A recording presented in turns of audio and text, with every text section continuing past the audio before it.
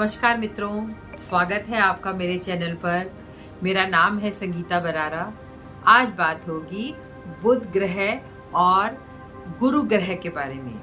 देखिए, गुरु और बुध दोनों ही ज्ञान देते हैं, आपको पढ़ना लिखना सिखाते हैं, आपको बड़ी डिग्री देते हैं और आपको जीवन के बारे में बहुत कुछ सिखाते हैं। आपको व्यापार वाणिज्य कैसे करना है, अपना व्यापार को कैसे संभालना है, धन दौलत आपको कैसे मिलेगी, आप कैसे कमा सकते हैं, ये सब बातें गुरु और बुध आपको सिखाते हैं। लेकिन गुरु और बुध के अंदर मूलभूत अंतर है।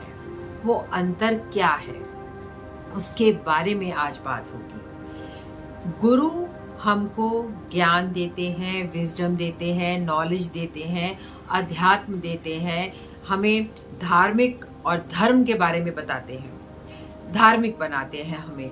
और साथ ही साथ गुरु हमको एक इस तरह से नॉलेज देते हैं कि हम अपने जीवन में ना केवल व्यापार करें, नौकरी करें, धन कमाएं, बल्कि हम अध्यात्म से भी जुड़े रहें, हम अपने मूल्यों से जुड़े रहें, हम अपनी परंपराओं से जुड़े रहें, हम धर्म के साथ धर्म के पक्ष में खड़े रहें। ये हमको गुरु बताते हैं। और बुध हमको बताते हैं कि व्यापार को कैसे बढ़ाना है, उन्नति कैसे करनी है, अपनी वाक पटुता से कैसे दूसरे को वश में करना है। वाक पटुता होती है अपनी बोलने की ताकत। बोलने की ताकत का उपयोग करके हमें कैसे व्यापार को बढ़ाना है, किस तरह से हम घुमाकर और लच्छेदार बात करके, जिसे कहें खूब मीठी मीठी बातें बनाकर और खूब अच्छे से अपने व्यापार को आगे लेके जा सके। तो जो बोलने की क्षमता है वो आपको बुध देता है। व्यापार करने की क्षमता, उसको आगे बढ़ाने की क्षमता, मैथ्स, गणित, वो सब आपको बुध सिखाता है। लेकिन बुध का ज्ञान, बुध की नॉलेज बहुत कोरी होती है। वो आपको अध्यात्म से नहीं जोड़ पाता है, धर्म के साथ इतना ज्यादा वो जिसे कहते हैं ना, धर्म का पक्ष जो है ना वो अधूरा रह जाता है। तो जिनकी कुंडली में बुध की डिग्री ज्यादा होती है और गुरु की डिग्री कम होती है, ज्यादातर वो लोग हर चीज में तर्क वितर्क करते हैं, वो धर्म को मानने से इनकार करते हैं। और कभी कभी तो मैंने देखा है वो नास्तिक भी होते हैं। उन्हें लगता है कि जो कर रहे हैं अपने आप नहीं, भगवान की तरफ से नहीं, बल्कि हम ही मेहनत कर रहे हैं, हमारे कर्म है, इसलिए सब हो रहा है। उन्हें ईश्वर का पक्ष थोड़ा सा कमजोर लगता है। जिनका बुध थोड़ा स्ट्रांग होता है और गुरु थोड़ा कमजोर होता है, कभी कभी तो वो ऐसे व्यक्ति अपने आप को ही गुरु मानने लगते हैं कि जो हम कर रहे हैं वो बहुत बढ़िया है, जो हम कर रहे हैं वो बहुत अच्छा है, भाई जो कर रहे हैं हम ही कर रहे हैं। लेकिन जो व्यक्ति गुरु के उसमें रहता है अधीन, और गुरु उसका अच्छी डिग्री का होता है, वो व्यक्ति समझता है कि जो हो रहा है भगवान की तरफ से हो रहा है। हम कर्म तो जरूर कर रहे हैं, लेकिन फल की प्राप्ति जो हो रही है उसमें प्रभु का भी हाथ है, हमारे भाग्य का भी हाथ है, हमारे वक्त का भी हाथ है, और हो सकता है वो किसी और की दुआओं से भी हमें मिल रहा है। तो वो इन सभी पक्षों को लेते हुए चलता है, जो व्यक्ति गुरु के अधीन रहता है। और जो जिनके गुरु अच्छे होते हैं वो दूसरे को भी गुरु मानते हैं और गुरु समान व्यक्ति को आदर करते हैं। ऐसा नहीं सोचते कि हर कोई ढकोसला कर रहा है या फिर हर कोई जो है हमें गलत राय दे रहा है।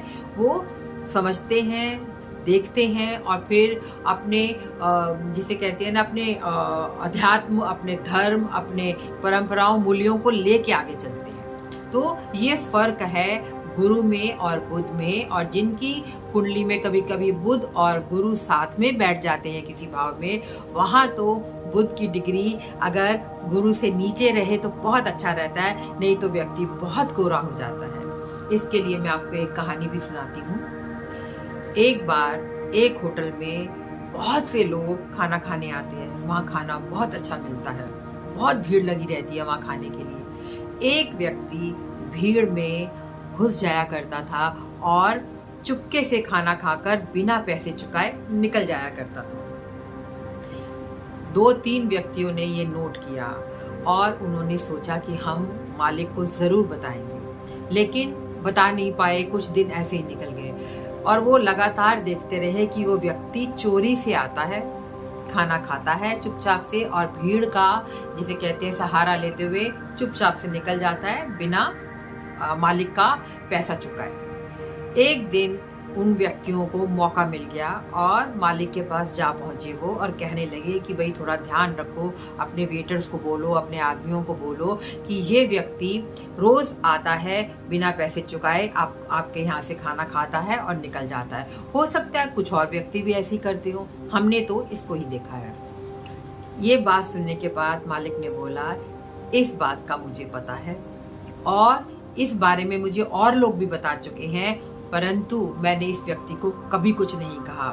मैं जब अपना होटल खोलता हूँ अक्सर मैं देखता हूँ ये मेरे होटल के बाहर बैठकर भगवान से प्रार्थना कर रहा होता है, प्रभु इस होटल में जल्दी जल्दी से भीड़ कर दो, जल्दी से जल्दी बहुत सारे आदमी भेज दो ताकि इस होटल में बहुत सारे लोग खाना खा पाएं और मैं भी उनके भीड़ के अंदर शामिल होकर अपना खाना खाऊं और चुपके से निकल जाऊं। और ये चौराहे पर भीख भी मांगता है जाकर। तो इसकी दुआओं से, इसकी प्रार्थना से ही हर रोज सुबह सुबह मेरे यहाँ ग्राहकों का मेला लग जाता है और बहुत से लोग खाना खाते हैं।